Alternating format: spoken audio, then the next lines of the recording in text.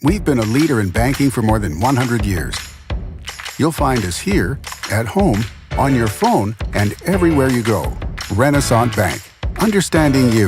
Member FDIC. Equal housing lender.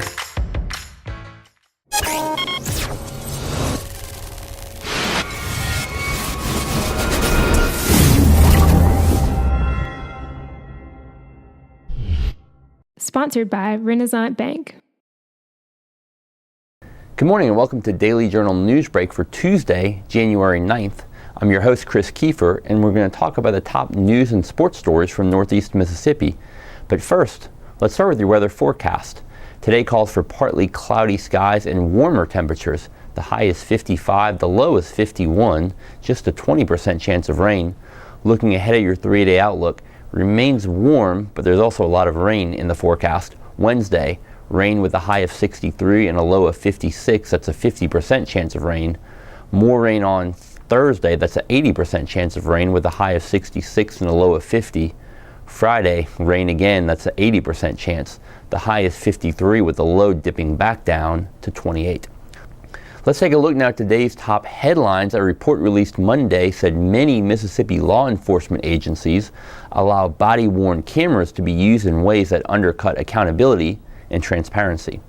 The report was released by the American Civil Liberties Union of Mississippi. The organization conducted a statewide study of body camera policies. It obtained 65 through public records requests.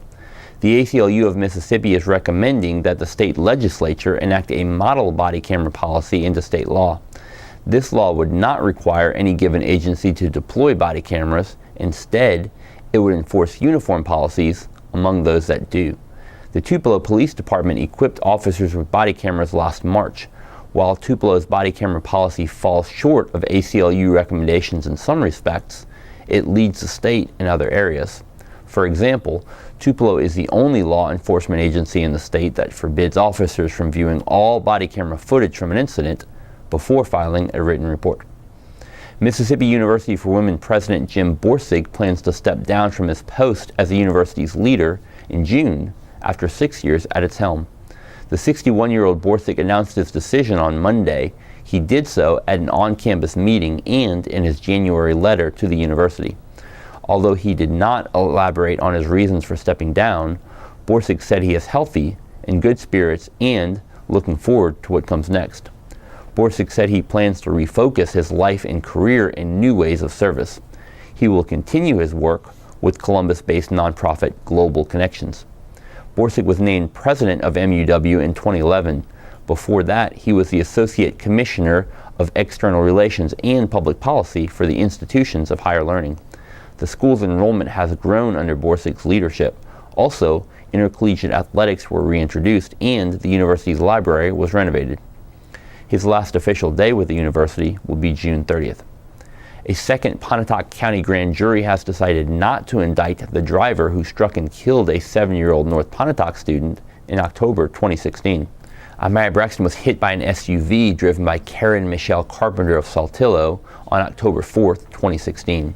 Amaya had just stepped off the bus and was in her driveway.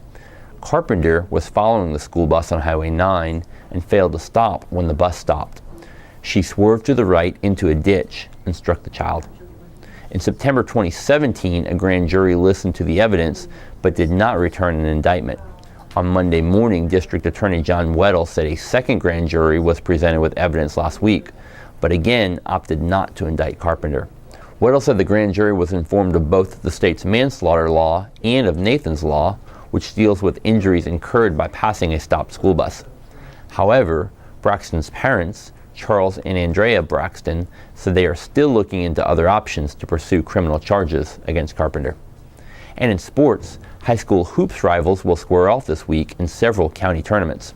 The Prentiss County tournament begins tonight in Boonville, while Lee County, Monroe County, and Union County tournaments start on Thursday.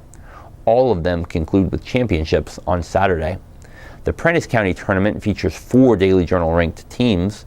That includes 7th ranked Wheeler and 8th ranked New Site on the boys' side. The girls' side features 7th ranked New Site and 9th ranked Boonville. The tournament has a rich history. Every school in the county has won it at least once, and some have won it 7 or 8 times. The county tournaments give teams a chance to play against kids they grew up with. They also provide a mental break from division play. But the tournaments are not the only big games this week. Arguably the biggest game takes place on Friday as 6th-ranked Holka hosts top-ranked Okolona in a 4-1A division boys game. Both teams are coming off wins against Alabama teams in the Tangle on the Trail tournament. And that does it for Newsbreak on this Tuesday. Don't forget that this show is just one of the many online offerings courtesy of the Daily Journal that gets you news off the page and on the go. Check out the Capitol View webcast for the latest in state politics with Capitol Bureau Chief Bobby Harrison. On Monday's episode, Bobby talked about early transportation action in the Mississippi House, the new House Education Chairman, and the possibility of Oxford Representative Jay Hughes running for Lieutenant Governor. Watch a replay at djournal.com or on our Facebook page. Any story discussed today on Newsbreak can be found in your Daily Journal or online at djournal.com, where you can also find a new episode of Newsbreak each weekday morning at 7 a.m. Thanks for joining us. I'm Chris Kiefer. Have a great Tuesday.